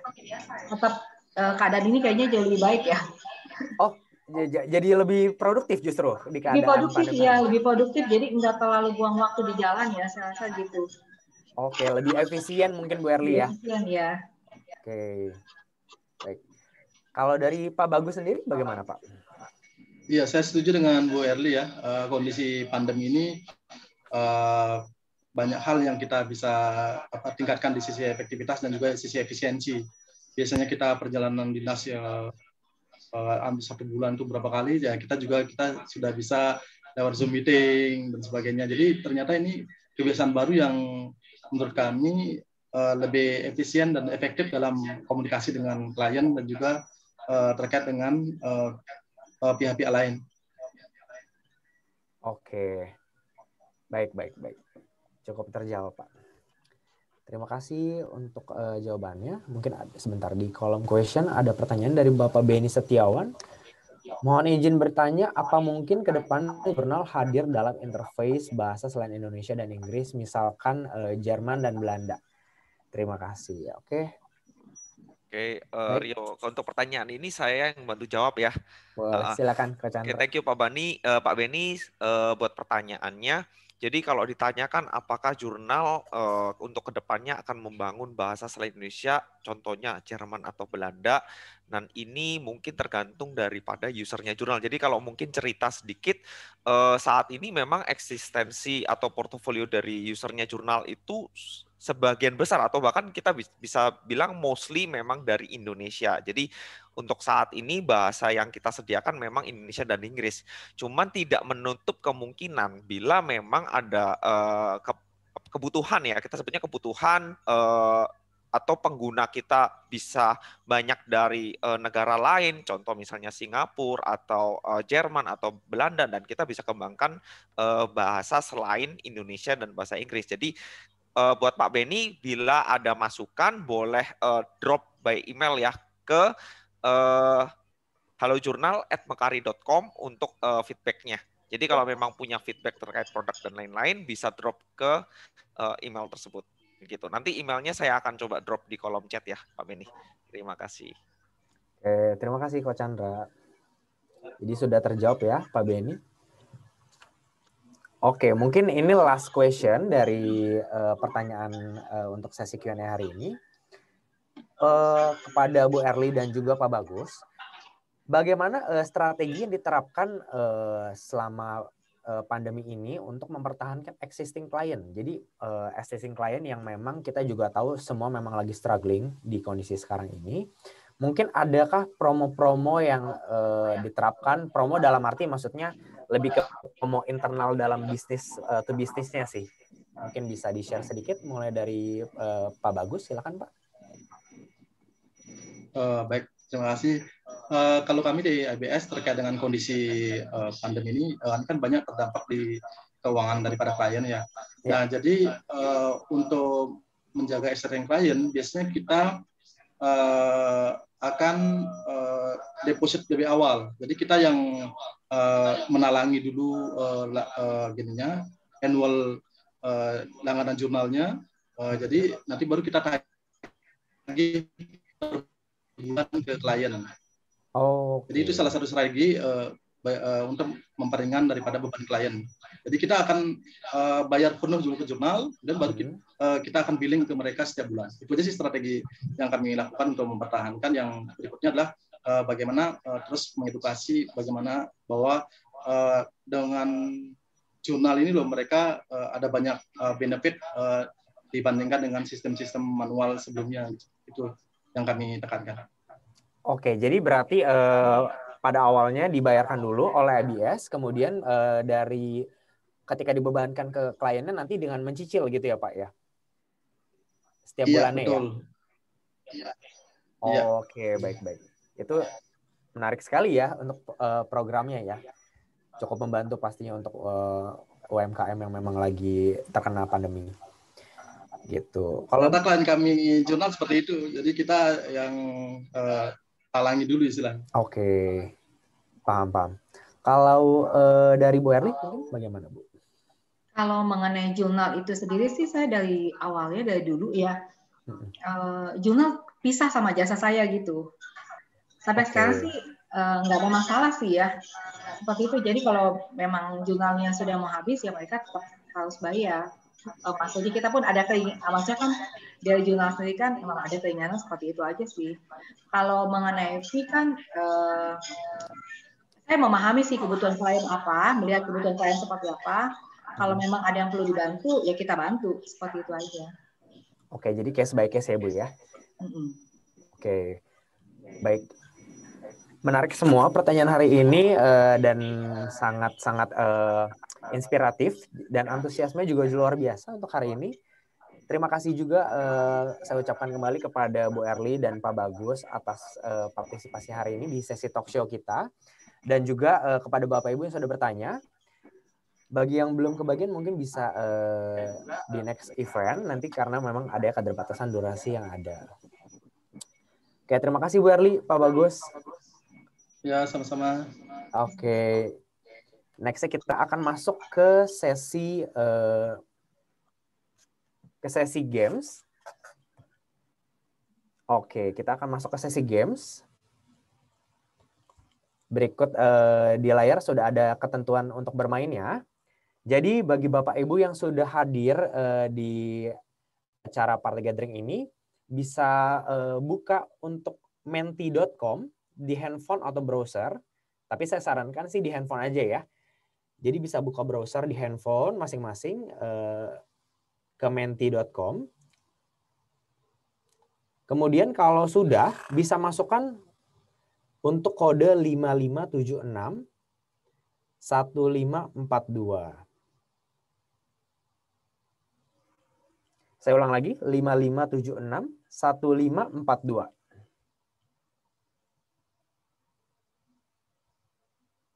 Kemudian bisa masukkan namanya untuk nickname sesuai dengan nama atau nama consulting firm-nya. Contohnya dengan Agus dari KJA Malang. Jadi bisa nama disertai dengan consulting firm-nya.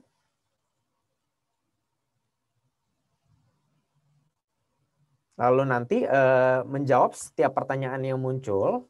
Jadi kita adu cepat aja untuk menjawab pertanyaannya.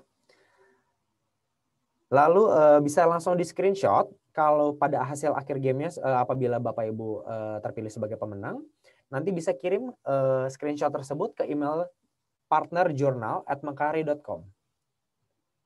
Jadi saya ulang sekali lagi di partnerjournal@mekari.com. Dan pemenang yang telah ditetapkan panitia tidak dapat diganggu gugat ya.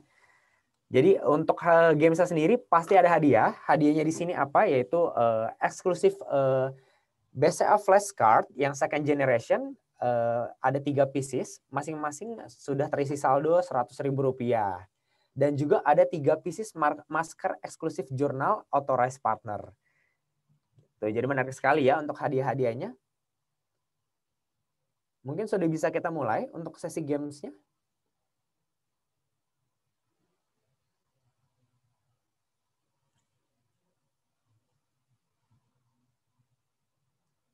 Oke, kita sambil menunggu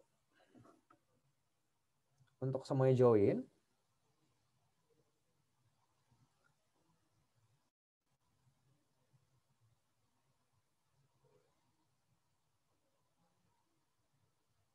Ya, mungkin sudah terlihat di layar, Bapak Ibu sekalian.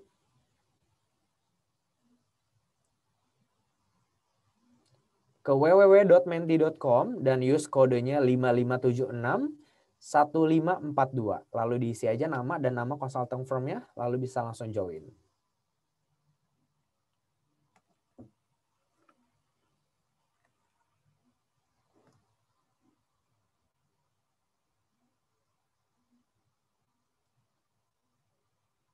Ya, sudah bisa dimulai untuk games-nya.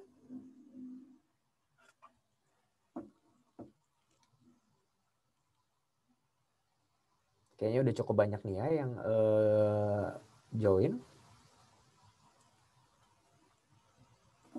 Bisa kita mulai sekarang untuk games-nya?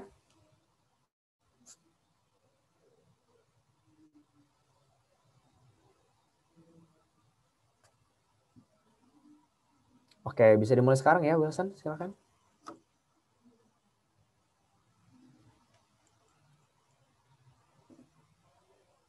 Oke, ini pertanyaan pertama. Berapa jumlah aktif account yang dibutuhkan untuk mencapai bronze partner di jurnal? Nah, bisa langsung dijawab Bapak Ibu sekalian? Oke. Wah, 15 benar yang menjawab. Oke, next question. Jadi ada waktunya. Oh, nomor 1 paling cepat Bapak Rocky Consulting. Kedua, Bapak Aheng Pekanbaru. Oke. Oke. Ini paham sekali ya tentang jurnalnya. Terupdate. Oke, kita masuk ke question 2. Berapa jumlah aktif account yang dibutuhkan untuk mencapai gold partner di jurnal? Ayo, silakan Bapak Ibu dijawab. Ada 20 detik untuk menjawab. Kalau yang memang selama ini update dengan jurnal, pasti tahu jawabannya. Terus kalian kita mengingat mungkin ada berapa account yang dibutuhkan. Wah, yang menjawab benar ada 8.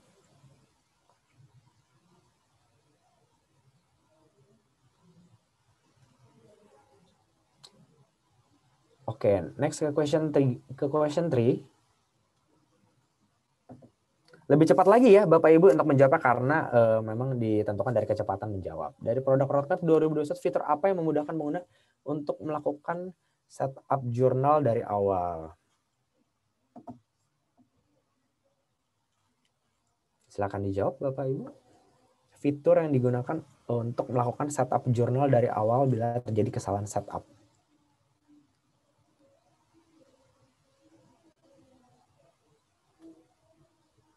Wah, 13 yang benar, lebih banyak yang benarnya nih ya sepertinya.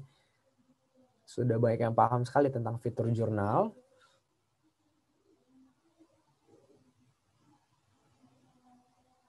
Oke, akun dengan nama Uya Kuya memimpin ya. Oh di SC ya ternyata. Disusul. Next question.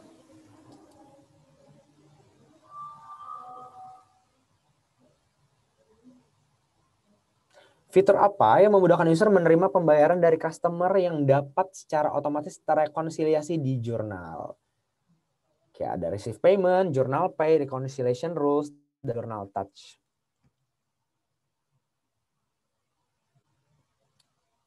Silakan adu cepat dijawab Bapak Ibu.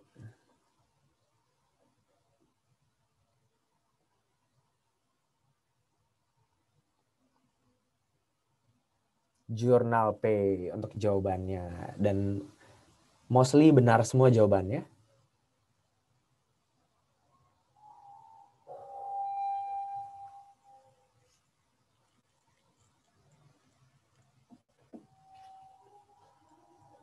Oke, dipimpin masih oleh DSC ya. Kemudian kedua PT Interaksi dan ketiga dengan akun nama Uya Kuya.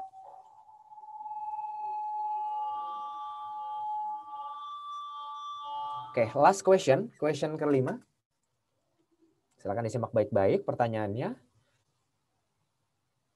Fitur baru apa dalam jurnal yang digunakan untuk mengirimkan dokumen saksi? Nah, ini ada print invoice, send by email, send by WhatsApp, send by link. Nah, bagi yang sering pakai jurnal pasti tahu nih jawabannya. Time's up. Betul, untuk jawabannya adalah send by WhatsApp. Itu salah satu fitur terbaru dari Journal ID.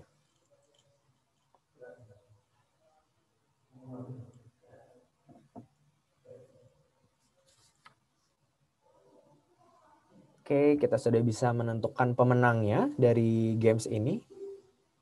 Oke, pemenangnya dari DSC. Selamat kepada akun bernama DSC. Bisa mengirimkan untuk screenshot layarnya aja, screenshot layar leaderboard ini, kemudian dikirimkan ke email partnerjournal@mekari.com. Sekali saya ulang, ke partnerjournal@mekari.com.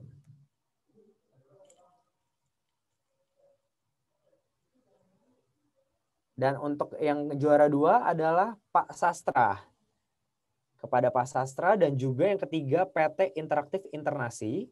Jadi selamat kepada akun bernama DSC, lalu Pak Sastra dan PT Interaktif bisa screenshot untuk layar leaderboardnya dan mengirimkan ke email partnerjournal@mekari.com.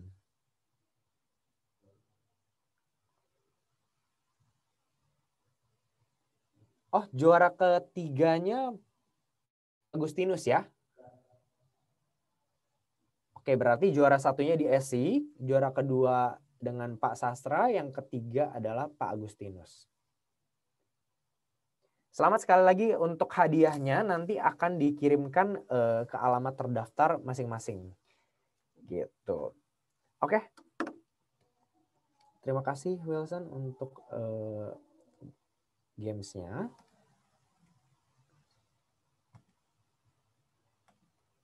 Oke, next kita akan masuk ke sesi Product Roadmap 2021. Untuk sesi Product Roadmap 2021 ini akan dibawakan oleh Mas Bayu Wicaksono selaku Senior Product Owner Journal ID. Jadi nanti pada sesi Product Roadmap ini akan dijelaskan kepada Bapak Ibu sekalian tentang pengembangan aplikasi jurnal yang telah dilakukan sepanjang 2020 sampai dengan Q1 2021. Dan juga proyeksi pengembangan aplikasi jurnal pada Q1 sampai dengan Q4 2021. Jadi Bapak Ibu bisa lebih terupdate lagi nih tentang informasi-informasi dari Journal ID. Jadi kepada Mas Bayu, siang Mas Bayu. Halo siang. Iya, kepada Mas Bayu waktu dan layar saya persilakan. Oke, terima kasih. Terima kasih Rio. Ya. Saya share my screen dulu ya. Sorry. Oke, saya lihat screen saya ya. Oke, terima kasih sebelumnya waktunya untuk tim partner dan juga kepada Bapak Ibu yang sudah hadir sore hari ini.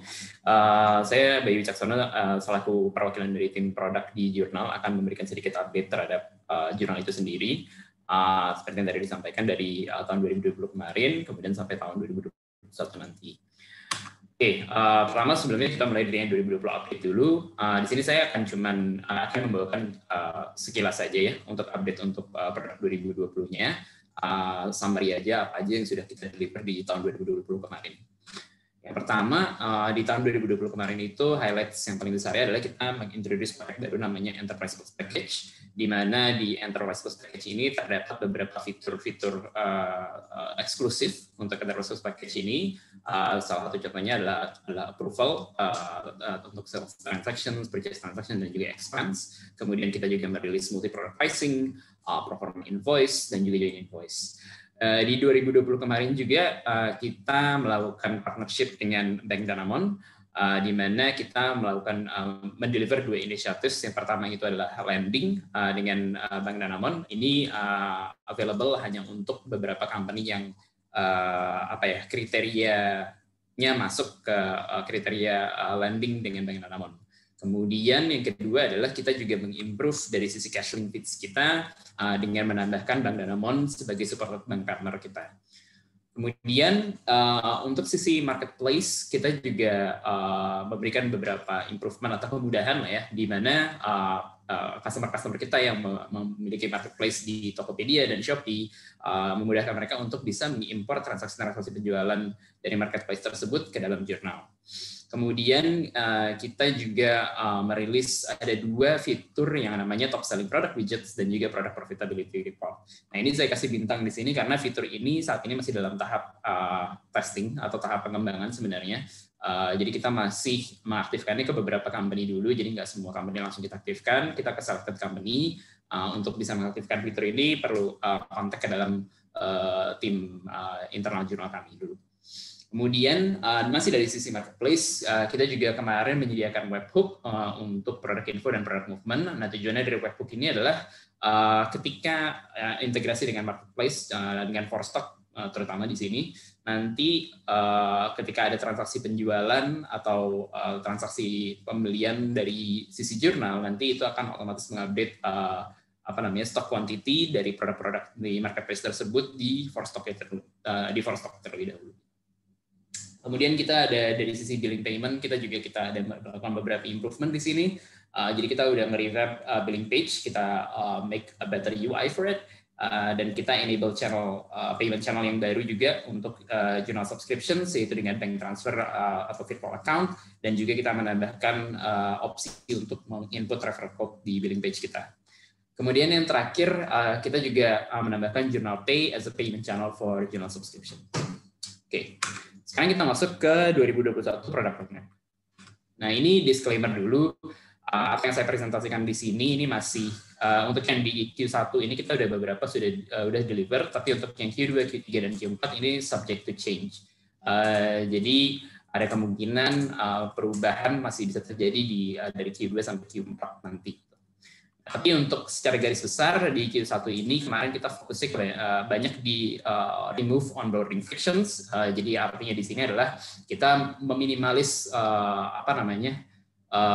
kesulitan dari si user ketika mau onboard menggunakan jurnal.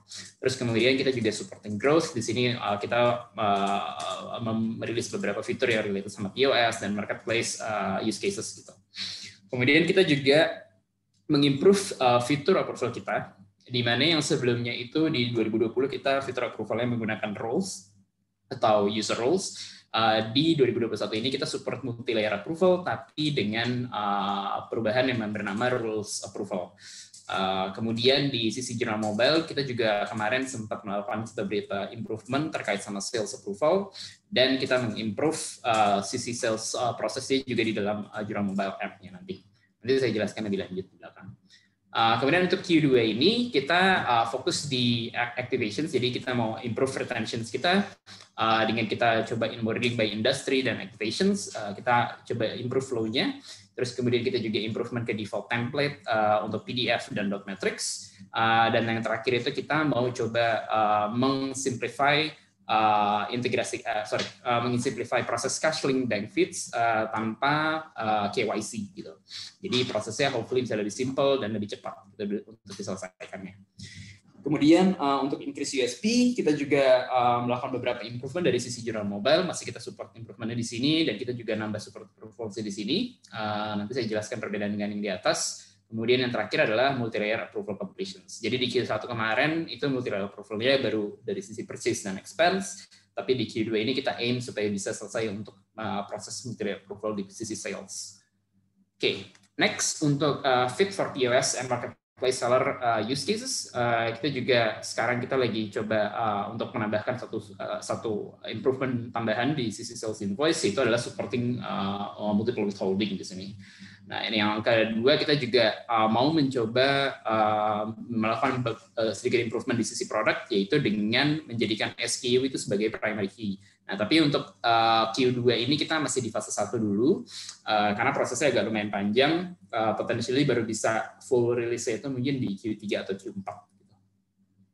Oke, yang terakhir kita ada multi-product use case. Jadi seperti yang sudah diketahui di Mekari ini kita punya beberapa produk seperti Talenta dan Klik Pajak. Nah, di sini kita coba support multi-product dari sisi Klik Pajak dan jurnal, di mana nanti dari sisi Klik Pajak ini akan memudahkan untuk e-factor reconciliations. Nah, ini contohnya misalkan dari sisi jurnal ini kita bisa nanti import transaksi sales invoice yang memiliki akun teks ke dalam Klik Pajak. Nanti di Klik Pajak lebih mudah untuk pembuatan e-faktur, dan juga dipotongnya juga lebih mudah di sana nanti. Oke, untuk Q3 ini masih feature, kita juga masih fokus di support growth. Nah, nanti di sini ada beberapa fitur yang cukup besar untuk di-highlight, yaitu dari sisi financial segmentations, di mana ini artinya adalah kita mau coba provide a better way to use tagging system di kita, supaya nanti dari sisi user lebih mudah untuk melakukan slice and dice reportnya dengan menggunakan tagging. Kemudian this is snapshot dashboard. Jadi di sini adalah satu fitur baru yang kita mau coba propose untuk owner persona, di mana dari sisi owner itu ketika melihat business snapshot-nya mereka bisa lebih mengerti apa yang terjadi dengan data-data yang ada di dalam jurnal dan bisa melakukan calculated actions based on that data. Terus yang terakhir adalah consolidation support. Nah, berhubungan dengan kita rilis dengan Enterprise Plus, otomatis kita makin mencoba menjangkau company-company yang lebih besar daripada yang sebelumnya kita handle. Otomatis dari company-company yang besar ini pun mereka memiliki banyak outlets atau banyak child company yang company cabang yang mungkin akan menggunakan jurnal juga, dan dengan adanya consolidation, hopefully ini dapat memenuhi kebutuhan mereka untuk melihat consolidation reports dari company-company mereka. Unified Mekari Experience Mekari UI, ini basically kita terus mencoba mengimprove ya dari UI dari jurnal itu sendiri supaya lebih modern dan lebih mudah, dan tentunya lebih mudah untuk digunakan untuk user kita.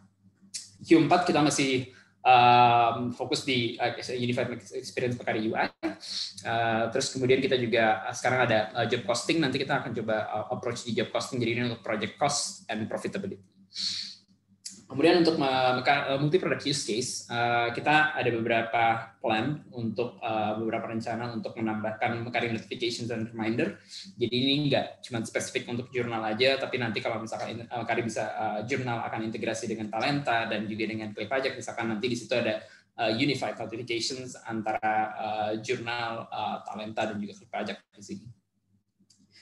Job costing integrations dengan Talenta Timesheets, ini related dengan sebelumnya, tapi nanti ini bisa terintegrasi dengan Talenta Timesheets. Jadi misalkan untuk satu project di situ bisa dapat data employee-nya dari data-data Talenta dan itu akan di-sync dengan timesheet saya juga gitu.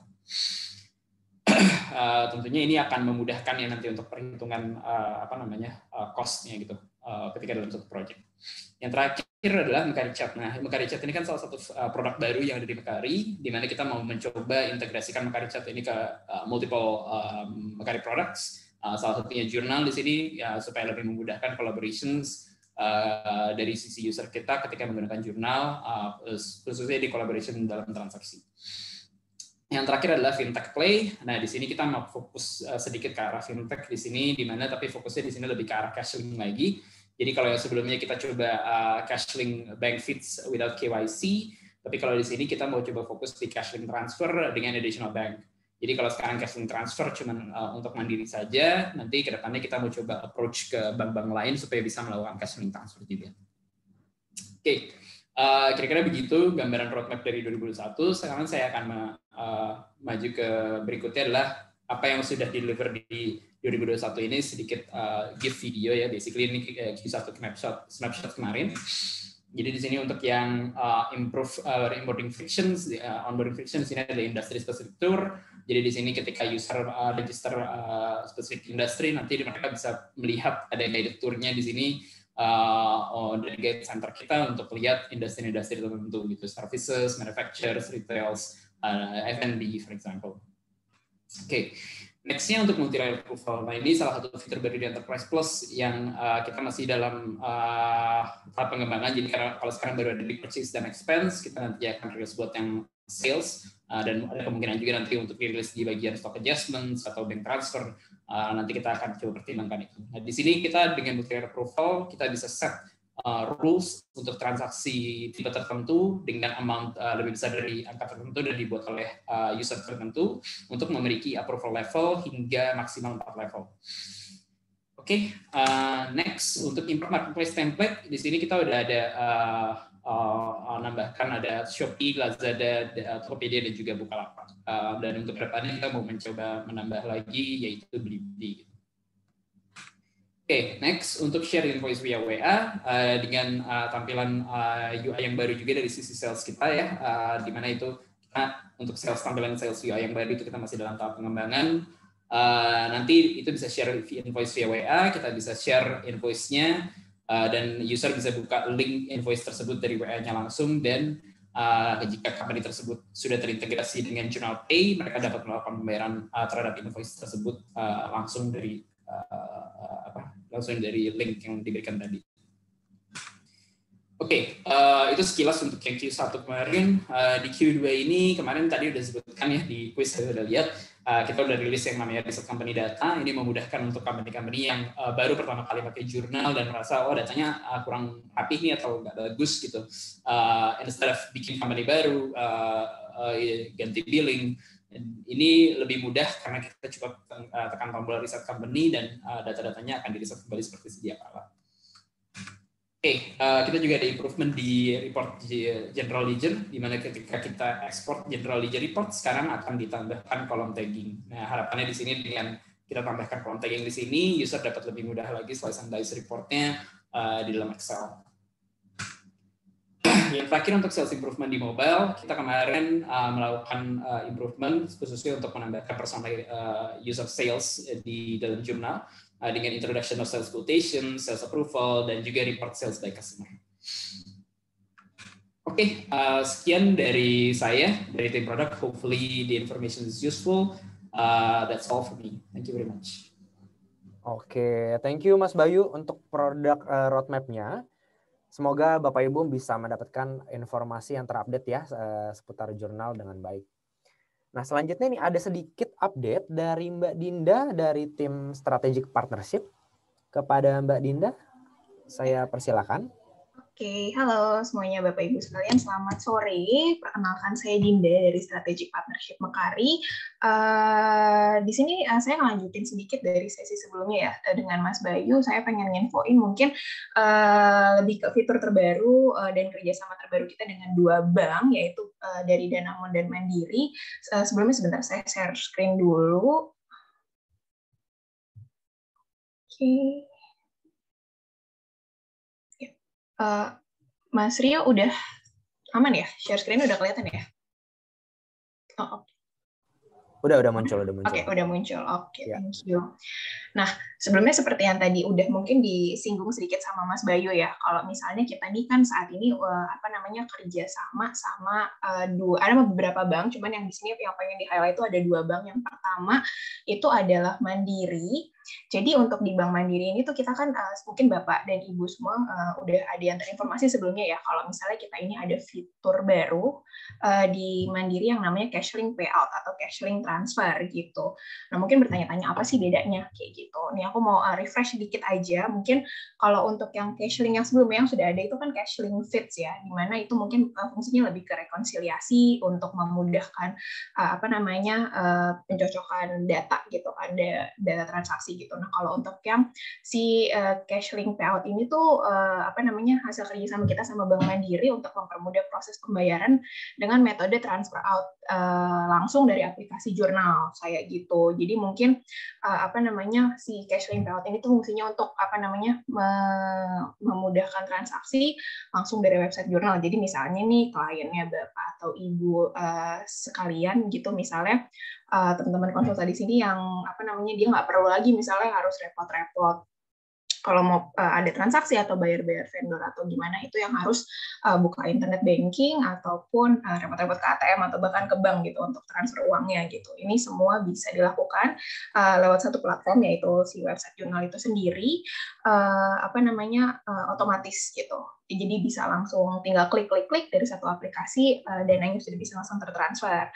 Nah, dengan adanya fitur ini tuh juga dapat dilakukan status transaksinya tuh update dan real time juga gitu ya. Nah, fitur ini kenapa berguna banget? Karena mungkin pencatatan transaksinya kan otomatis gitu ya. Jadi mungkin kliennya Bapak atau Ibu konsultan di sini kalau misalnya menggunakan fitur ini tuh bisa jadi juga mempermudah pekerjaan Bapak dan Ibu semua gitu sebagai konsultan pendamping gitu. Karena kan ya pencatatannya otomatis bakal lebih rapi, bakal lebih real time dan lebih updated juga seperti itu. Nah, next tadi untuk Mandiri, selanjutnya itu kita ada program sama Danamon sebenarnya. Nah, jadi seperti yang tadi Mas Bayu mungkin sempat singgung, kalau misalnya di 2020 kemarin itu kita itu ada kerjasama untuk program lending sama Danamon untuk perusahaan-perusahaan tertentu gitu ya, yang mungkin memenuhi syarat dan ketentuan untuk mengajukan pinjaman dari Danamon ini gitu. Nah, mungkin kalau misalnya yang Danamon ini tuh sifatnya lebih ke program gitu dibanding fitur gitu. Yang mana mungkin ini bisa jadi salah satu opsi yang bisa ditawarkan ke kliennya Bapak dan Ibu sekalian yang kebetulan misalnya lagi butuh fasilitas kredit pinjaman untuk misalnya mau expand usahanya jadi lebih besar. Seperti itu. Nah, pengajuannya ini tuh bisa diakses langsung ya dari akun jurnal masing-masing gitu. Di dashboard-nya tuh di sebelah kiri nanti tuh ada kalau nggak salah fitur yang namanya lending gitu. Memang untuk perusahaan-perusahaan yang memenuhi syarat dari Danamon itu sendiri gitu. Nah, di sini aku mau nginformasiin misalnya nanti untuk pengajuan pinjamannya sendiri itu bisa up to 20 miliar rupiah dan fasilitas pinjaman modal dan investasinya juga nggak berat ya seperti itu. Nah, di sini sebenarnya aku mau infoin kalau misalnya ada kliennya Bapak atau Ibu di sini yang misalnya lagi butuh nih mereka untuk fasilitas pinjaman ini, mungkin bisa langsung kerja sama kita sama Danamon ini untuk fitur landing ini tuh jadi opsi gitu yang bisa ditawarkan. Karena nanti untuk referernya sendiri itu bisa dapat reward yang diberikan sama Danamon gitu. Tapi untuk rewardnya sendiri mungkin nanti dibahasnya di sesi yang terpisah. Seperti itu. Nah, untuk next-nya sendiri, selain fitur lending atau fitur pinjaman, kita juga dari Danamon ini ada fitur simpanan gitu, atau funding atau pembukaan rekening tabungan untuk bisnis seperti itu. Nah, di sini balik lagi ke mirip sama yang tadi sebenarnya. Kalau misalnya Bapak atau Ibu konsultan di sini punya klien yang misalnya dia lagi butuh untuk pembukaan rekening tabungan bisnis gitu ya. Mungkin dari Danamon ini, karena kita udah kerja sama juga sama Danamon, bisa dijadikan salah satu opsi gitu. Karena kalau misalnya dari kliennya jurnal itu buka tabungan di Danamon, dia si klien ini nanti bisa langsung dapat cashback Rp200.000 seperti itu. Dan kan semuanya udah kelink ya sama sistemnya jurnal, jadi lebih mudah lah untuk pencatatan transaksinya seperti itu. Dan sama kayak seperti yang tadi di fitur pinjaman atau fitur lending, itu juga untuk referernya tuh nanti akan dapat reward gitu. Jadi kayak misalnya dari Bapak Ibu konsultan di sini ada kliennya yang butuh terus di refer ini nanti bisa dapat reward juga kayak gitu. Nah, untuk spesifik rewardnya apa nanti mungkin bisa di sharingnya tuh diinformasikannya itu di sesi selanjutnya seperti itu. Nah, untuk mempermudah, jadi apabila misalnya ada Bapak, Ibu, atau teman-teman konsultan di sini yang tertarik atau pengen tahu tentang program ini lebih lanjut, bisa langsung isi aja form yang ada, yang sudah tertera di layar Bapak dan Ibu masing-masing gitu. Itu nanti formnya bisa di-scan, QR code-nya, atau kalau misalnya lagi nggak standby handphone atau kamera yang bisa untuk QR code, bisa klik aja link yang di bawah yang bit.ly/partnerformjournal. Itu nanti bisa diisi aja formnya, dan apabila mau info lebih lanjut nanti bisa kita hubungin untuk informasi ke depannya seperti apa mengenai program ini. Begitu aja paling dari aku, Mas Rio. Terima kasih ya atas waktunya. Oke, thank you ya Mbak Dinda ya untuk update-nya. Oke, kita lanjut. Setelah produk roadmap, next kita akan masuk ke sesi Q1 2021 Partner Appreciation. Jadi tujuannya adalah untuk mengapresiasi partner-partner jurnal karena selama ini sudah mau grow bersama Jurnal ID. Sehingga terjalin business relationship yang kuat dan saling membangun. Karena memang tidak bisa dipungkiri juga dikarenakan peran dari Bapak Ibu sekalian selaku partner-partner jurnal lah yang akhirnya bisa membawa jurnal untuk level up sampai di titik sekarang ini. Oke, dan nantinya saya infokan sedikit untuk kategori Best Partner in Activation akan mendapatkan plakat spesial persembahan dari Jurnal ID. Oke, dan baik tanpa perlu berlama-lama lagi kita bisa mulai dari kategori berikut ini.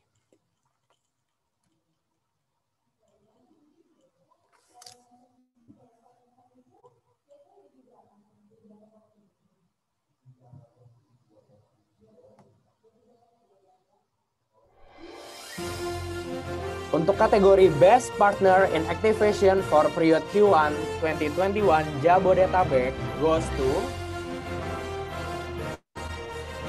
Erisali Accounting Online Consulting.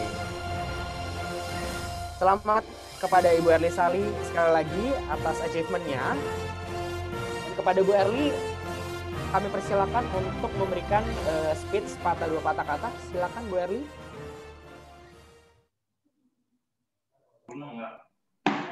Selamat Bu Erli. Ya. Terima kasih semuanya karena untuk sekian kalinya mungkin saya dapat gitu ya. Saya senang juga mungkin ini merupakan hasil kerja keras dari jurnal itu sendiri, dari timnya jurnal, dari timnya saya. Ya semoga sih ya kita bisa tetap ekspansi lah di masa seperti sekarang ini, seperti itu aja. Oke, terima kasih banyak Bu Erli untuk speech-nya. Selamat sekali lagi Bu. Iya. Oke. Untuk next-nya, Next kategori adalah Best Partner in Activation for period Q1 2021 non-Jabodetabek goes to IBS Consulting. Selamat kepada IBS Consulting dan kepada Bapak Ida Bagus selaku CEO dari IBS Consulting. Kami persilakan untuk memberikan speech-nya, Pak. Silakan, Pak Bagus. Ya, terima kasih Jurnal atas apresiasinya kepada IBS Consulting. Meskipun apresiasi ini bukan tujuan kami, tujuan akhir kami ya. Jadi semoga ini bisa membantu untuk meningkatkan kepantaran dengan Jurnal ID dan seperti tadi Pak Wil sampaikan, kita partner dengan Jurnal ada harapannya adalah tumbuh dan berkembang bersama Jurnal. Terima kasih. Baik, terima kasih Pak Bagus. Selamat sekali lagi untuk achievement-nya.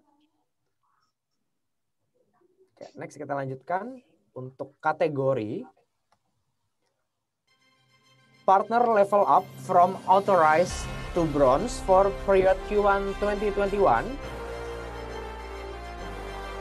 Pemenangnya adalah yang pertama ada Pajakku, Vicky Purwanto, Inti Consulting Management, PT Ion Teknologi Indonesia, Elmats Consulting, PT Edutex Indonesia Prima, dan PT Manajemen Bisnis Nusantara. Untuk next-nya, kategori Partner Level Up from Bronze to Silver for period Q1 2021 goes to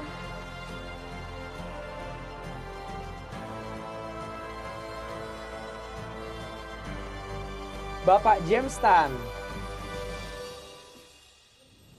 Selamat kepada Bapak Ibu yang telah mendapatkan achievement. Saya ucapkan congratulations sekali lagi karena telah menjadi loyal partner jurnal selama ini. Saya informasikan lagi untuk kategori Best Partner in Activation nantinya akan mendapatkan plakat persembahan dari Jurnal ID yang akan dikirimkan ke alamat masing-masing. Semoga kerjasama yang terjalin ini akan terus terjalin sampai seterusnya. Terima kasih Bapak Ibu. Yeah. Last but not least, kita akan masuk ke slide promotion. Jadi selanjutnya akan ada informasi tambahan yang akan disampaikan oleh Ibu Novi Karuni selaku SPV Account Manager Jurnal ID. Silakan Kak Vika untuk waktu dan layarnya saya persilakan. Oke, terima kasih Rio atas waktunya. Sebelumnya saya mau menyapa Bapak Ibu semua.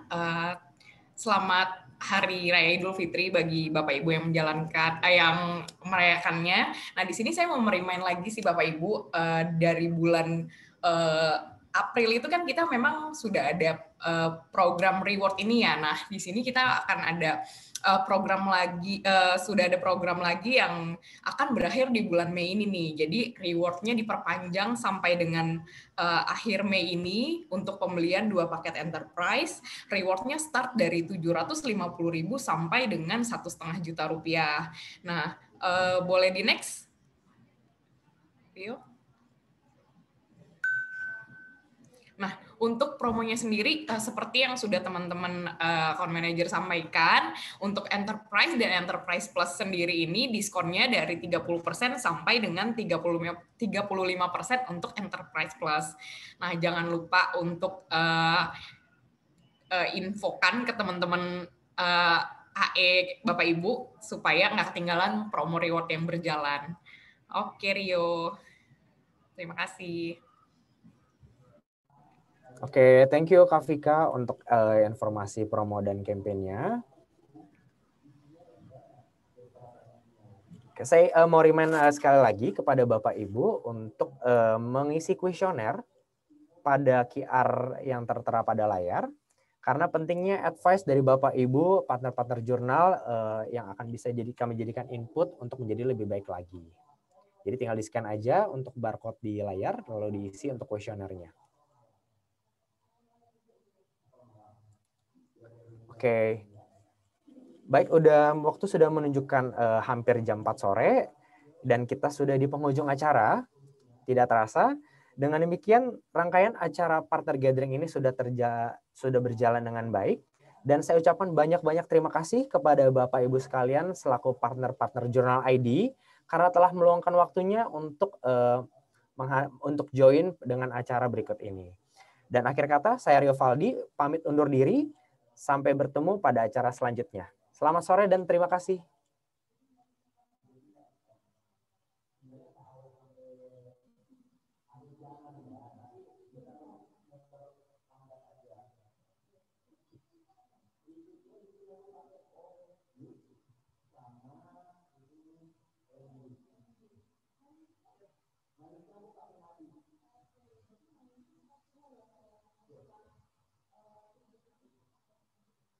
Thank you.